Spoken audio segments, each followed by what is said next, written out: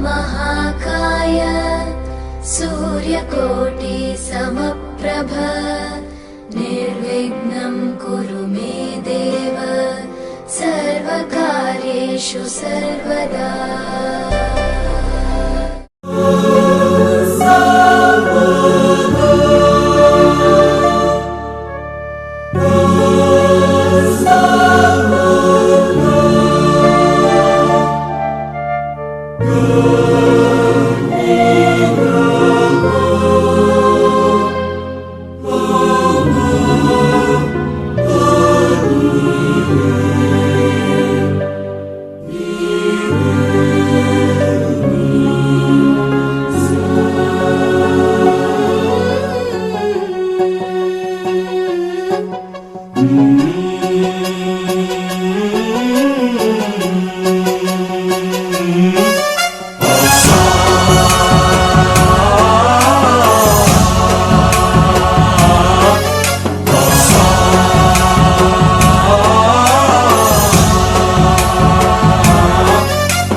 गणनायकाय गणदैवताय गणाध्यक्षाय धीमहि गुणशरीराय गुणमण्डिताय गुणेशानाय धीमहि गुणातीताय गुणाधीशाय गुणप्रविष्टाय धीमहि एकदन्ताय वक्रतुण्डाय गौरीतनयाय धीमहि गजेशानाय भालचन्द्राय श्रीगणेशाय धीमहि एकदन्ताय वक्रतुण्डाय गौरीतनयाय धीमहि गजेशानाय भालचन्द्राय श्रीगणेशाय धीमहि।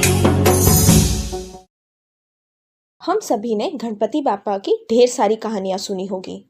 According to that, some questions arises in our mind. जैसे कि ये 5 questions. गणपति बापा को एक दंताय नाम क्यों मिला? गणपति बापा को लंबोदर क्यों कहते हैं? क्या उन्हें कभी गुस्सा नहीं आता? उन्होंने ब्रह्मांड की परिक्रमा किस तरह की? और सबसे महत्वपूर्ण बात, श्री गणेश विसर्जन का रहस्य क्या है? ये कुछ ऐसे सवाल हैं जिनके जवाब से हमारे जीवन में फर्क पड़ता है।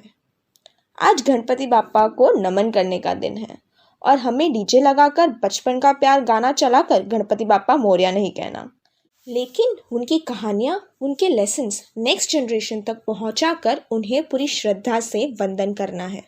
गणपति बापा की ये कहानियों से क्या सच में हमारी मॉडर्न लाइफ में कुछ फर्क पड़ता है? हाँ, बिल्कुल फर्क पड़ता है। तो आइए आज हम आपको वक्रतुंड नृत्य नाटिका फर्क पड़ता है द्वारा समझाते हैं।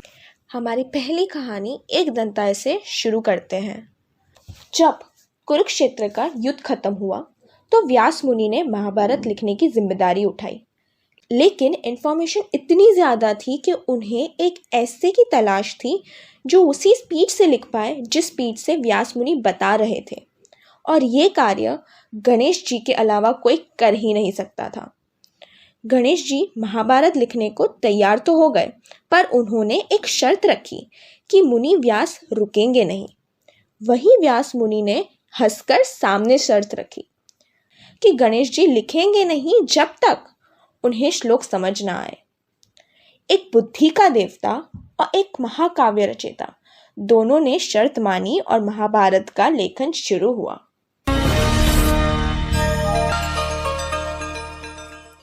मुनिवर जी, ग्रंथ तो मैं आपका लिख दूंगा, लेकिन एक शर्त है। क्या शर्त हो सकती है? आप बिना रुके मेरे लिखने की गति से बोलते रहेंगे। अच्छा, अगर आप जरा सांस लेने के लिए भी रुके तो मैं लिखना बंद कर दूंगा। ठीक है गौरी नंदन, लेकिन मेरी भी एक शर्त है। जो भी छंद बोलूंगा उसका मतलब समझने के बाद ही आप उसे लिखेंगे। समझने के बाद? इसी बहाने जब मैं थक जाऊंगा तो मैं गणेश जी को कोई मुश्किल छंद दे दूंगा, जिसका मतलब समझने के लिए उनको थोड़ा सोचना पड़ेगा, और तब मैं सांस लेकर आराम कर लूंगा। मुझे स्वीकार है। सोच क्या रहे हैं मुनिवर? शुरू करें? शुरू करते हैं बाल गणेश।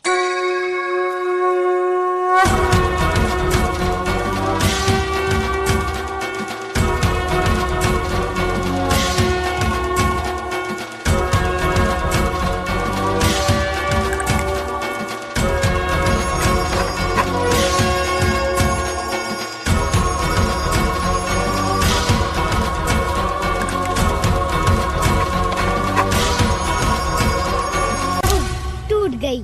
मूषक। हाँ प्रभु, ये लीजिए।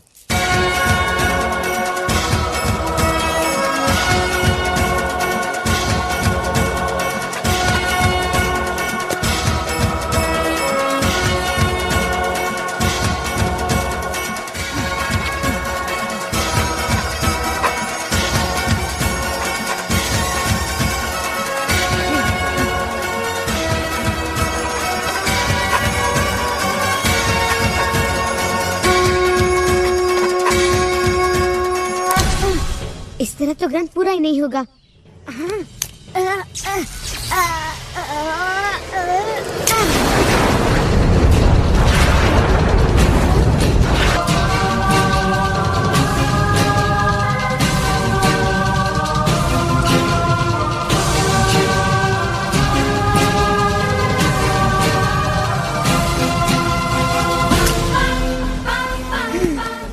पूरा हो गया। मूषक। जी प्रभु। आखिर ये ग्रंथ पूरा हुआ।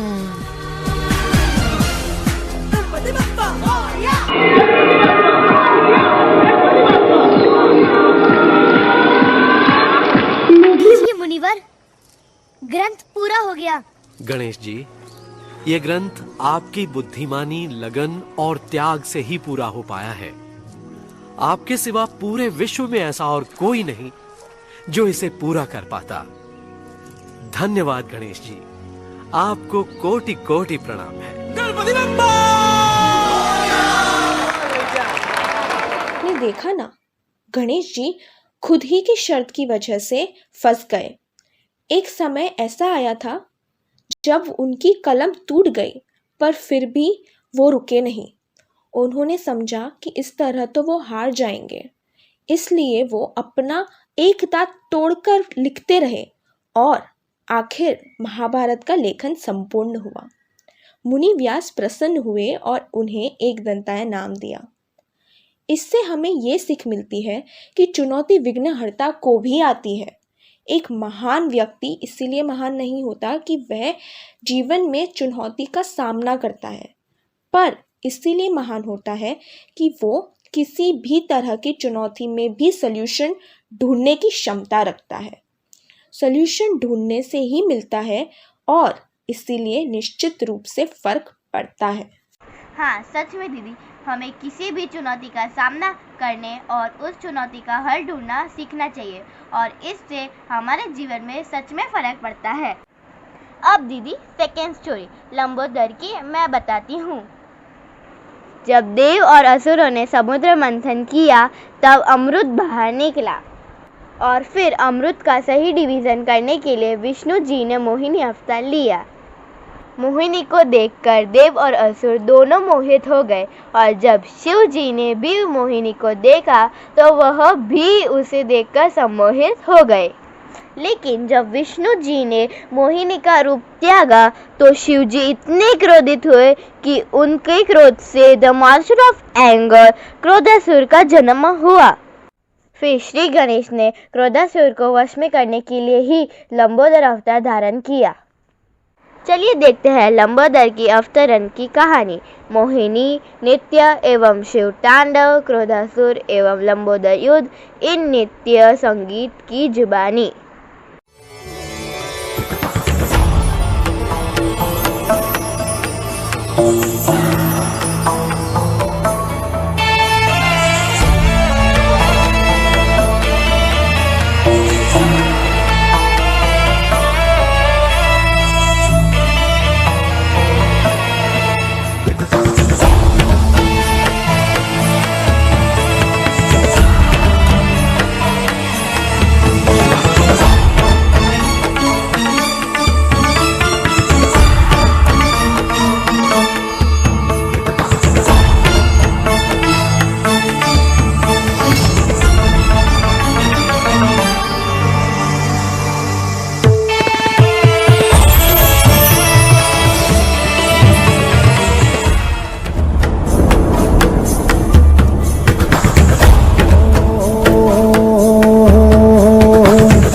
सुकली है खिली खिली है सुंदर छैल छबीली गौरांगी माधुर्य सजीली कामिनी नार नवेली रंग रंगीले होठ रसीले में बड़े कजरारे एक झलक जो देखे कोई तन मन जीवन हारे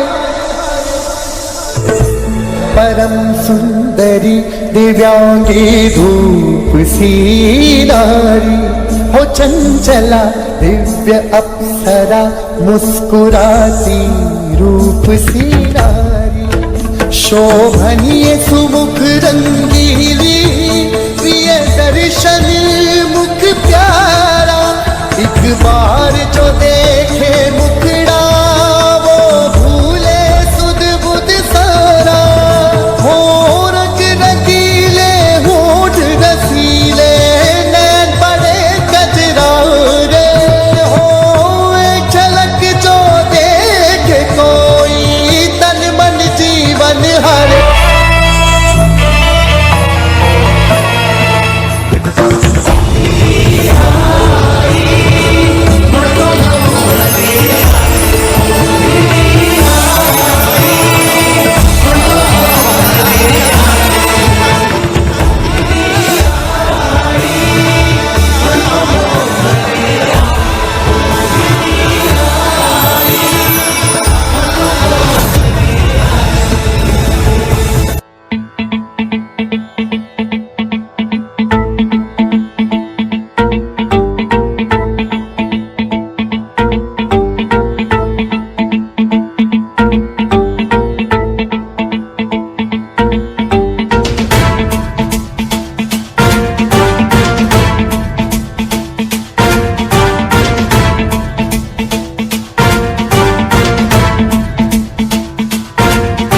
जटाटवी गलज्जल प्रवाह पावितस्थले कलेवलम्ब्यलम्बितां भुजङ्गतुङ्गमालिकान्तमड्डमड्डमड्डमन्निनादवड्डमर्वयं चकार चण्डताण्डवं तनोतु नः शिव शिवम्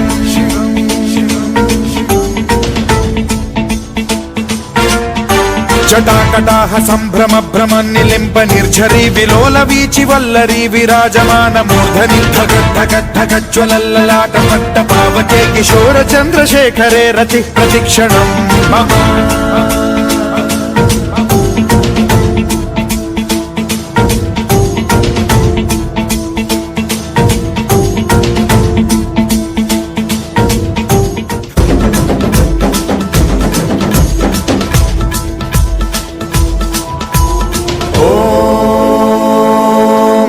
शिवाय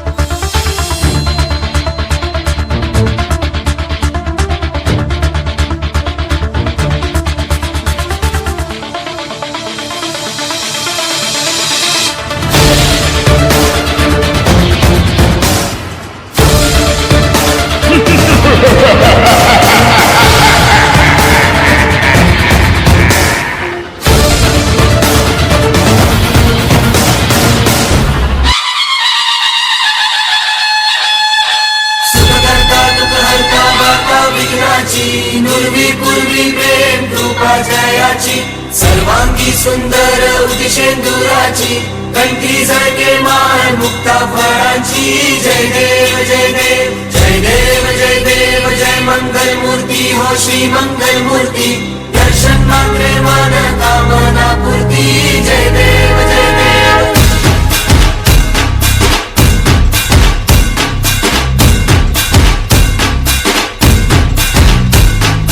लंबोदर तू विनायका तू वल्लोळेश्वर मोरया विघ्नेश्वर तू एकदंत तू मयूरेश्वरा मोरया लंबोदर तू विनायका तू वल्लोळेश्वर मोरया विघ्नेश्वर तू एकदंत तू मयूरेश्वरा मोरया वक्रतुंड तू गजमुखा तू सिद्धि विनायका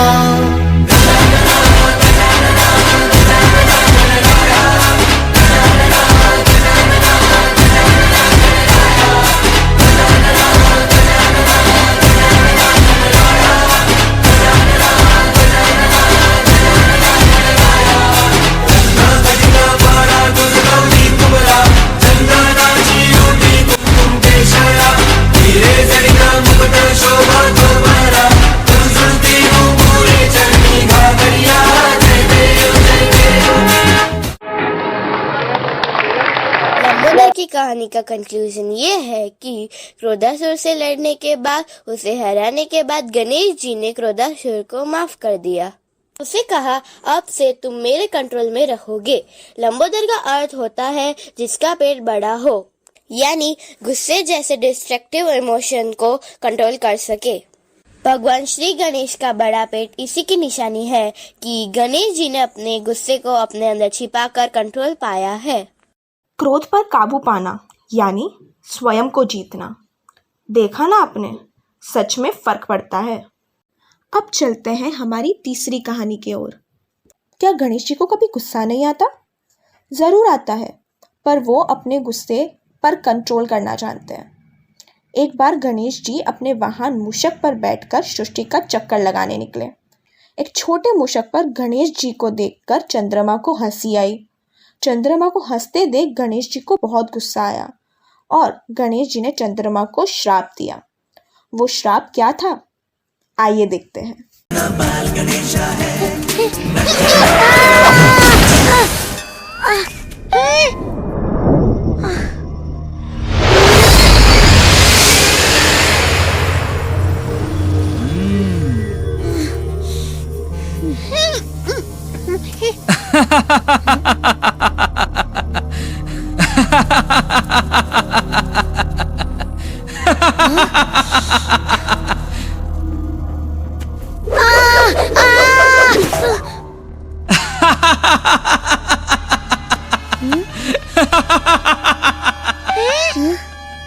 मूर्ख मूषक, गिरा क्यों दिया? मैं क्या करूं?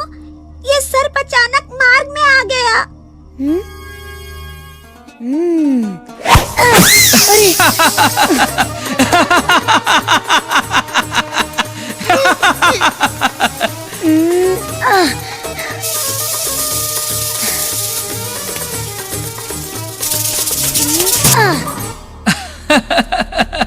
मोटे गणपति पिलपिले लड्डू लेकर गिर पड़े।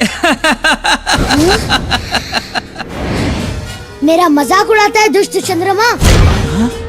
जा, तेरे चेहरे की चमक जिस पर तू इतना गर्व करता है नष्ट हो जाएगी। प्रभु, तू अपनी चांदी नहीं बिखेर सकेगा। जो भी तुझे देखेगा उसे भी कलंक लग जाएगा। नहीं, नहीं।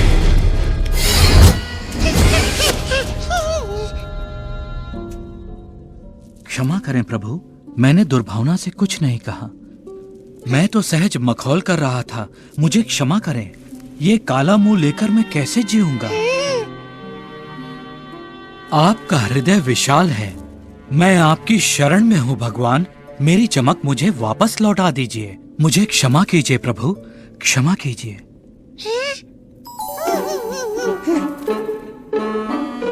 क्षमा करें प्रभु, क्षमा करें।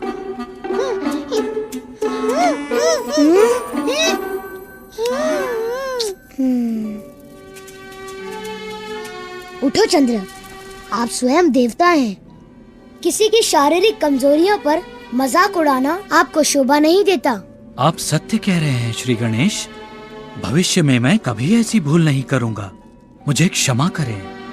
जी हाँ प्रभु, चांद की चांदनी नहीं रहेगी तो रात्रि का क्या आनंद। क्षमा प्रभु।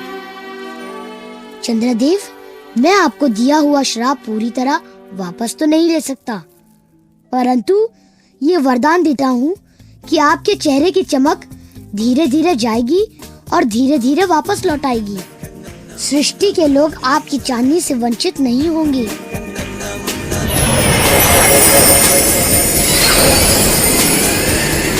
धन्यवाद, बहुत बहुत धन्यवाद। क्या है कंक्लूजन गणेश चंद्रमा की ये कहानी का? गणेश जी हमें ये कहानी से ये सिखाते हैं कि गुस्सा करना अपने सेल्फ रिस्पेक्ट को बनाए रखने के लिए ज़रूरी होता है, लेकिन जिसे गुस्सा करना आता है उसे माफ़ करना भी आना चाहिए। माफ़ करने से कोई छोटा या बड़ा नहीं होता, बल्कि वो आपका बड़प्पन दिखाता है। यानी जब आप अच्छे कर्म करते हैं तो फर्क पड़ता है। हाँ दीदी, किसी को सजा देना तो आसान है, पर वही किसी को माफ करना उच्च संस्कार है। अब बारी है आज की 4th स्टोरी परिक्रमा सुनाने की। परिक्रमा वही कहानी है जिसकी वजह से श्री गणेश को सबसे ज्यादा बुद्धिमान कहा जाता है। साथ ही उन्हें किसी भी शुभ कार्य में सबसे पहले पूजा करने का अधिकार मिला है। क्या आपको पता है, उत्तम भाव और चतुराई की वजह से भगवानों में बने सबसे श्रेष्ठ श्री गणेश। अगर जान लेंगे उनकी ये कहानी तो आपको नहीं पड़ेगी जरूरत किसी तीर्थ में जाने की।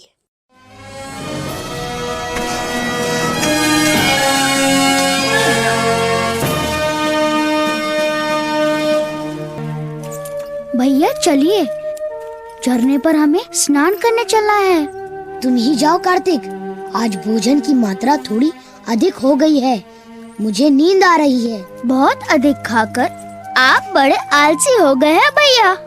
हाँ, व्यर्थ की बात है, मैं तुमसे अधिक चुस्त और फुर्तीला हूँ। रहने दीजिए भैया, आप तो मेरे साथ दौड़ भी नहीं पाएंगे।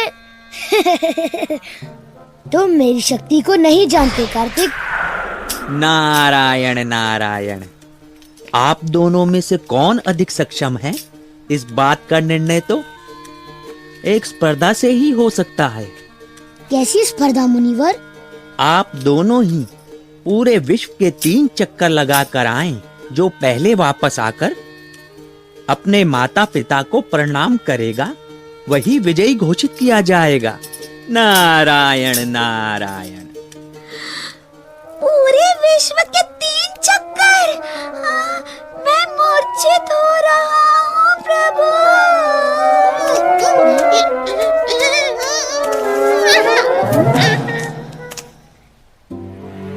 मुझे स्वीकार है। मुझे भी स्वीकार है।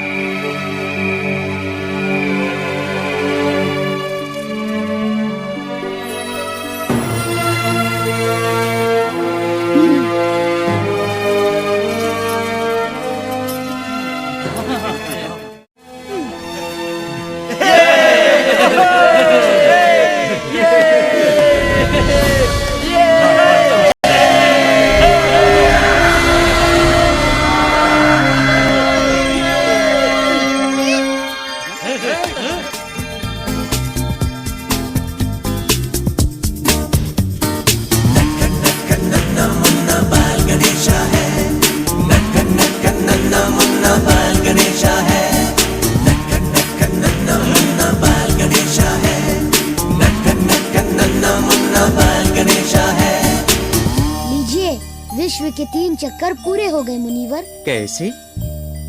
आप तो यहाँ से गए ही नहीं। आप तो सब जानते हैं मुनिवर, मेरे माता पिता में पूरा विश्व समाया हुआ है। उनका चक्कर लगा लिया तो हो गया पूरा विश्व का चक्कर।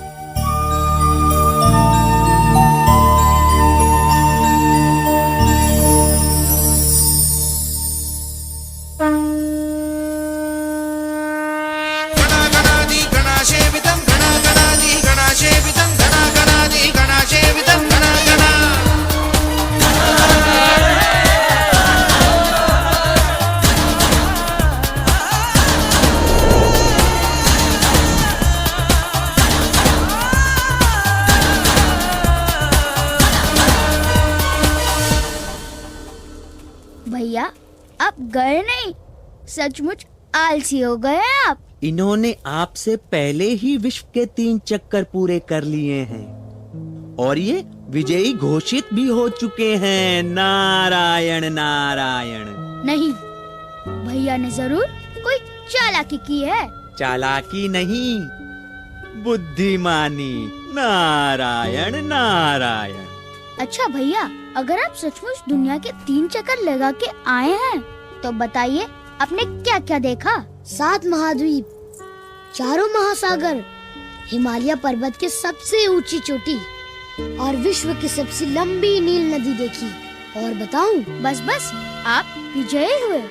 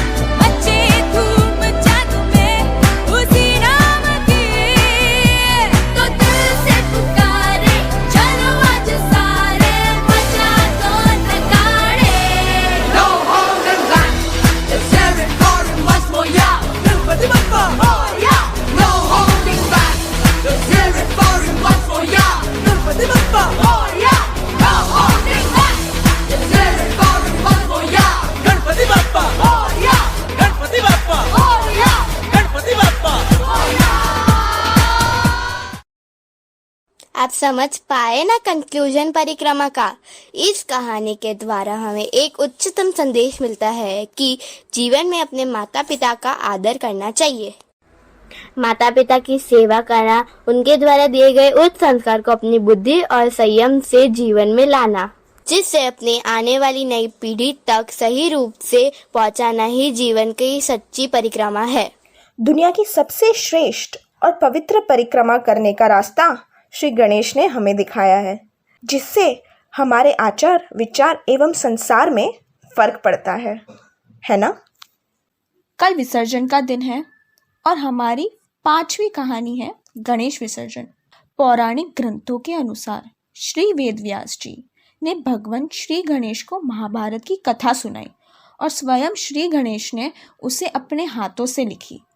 जिस दिन महाभारत लिखने की शुरुआत हुई उस दिन को हम गणेश चतुर्थी कहते हैं। 10 दिन पश्चात महाभारत की लेखनी पूर्ण हुई, वो दिन को हम अनंत चौदस कहते हैं। गणपति जी के शरीर का तापमान ना बढ़े इसीलिए वेद व्यास जी ने उनके शरीर पर सुगंधित सौंधी माटी का लेप किया था। ये लेप सूखने के कारण गणेश जी का शरीर एकदम अकड़ गया था, मिट्टी झड़ने लगी, उनके शरीर का तापमान भी बहुत अधिक हो गया। तब श्री व्यास उन्हें शीतल सरोवर ले गए और उन्हें पानी में उतारा और उनको शीतल किया। गणेश चतुर्थी से गणेश विसर्जन तक श्री गणेश मिट्टी की मूर्ति में विराजमान होते हैं। जब हम उन्हें जल में विसर्जित करते हैं उस समय वो पानी में शुद्ध होकर वापस अपने दिव्य स्वरूप की प्राप्ति कर लेते हैं। हाँ, यही है शुद्ध श्री गणेश विसर्जन। हमारे सारे फेस्टिवल के पीछे जो एक्चुअल साइंस है वो है आत्मा का शुद्धिकरण।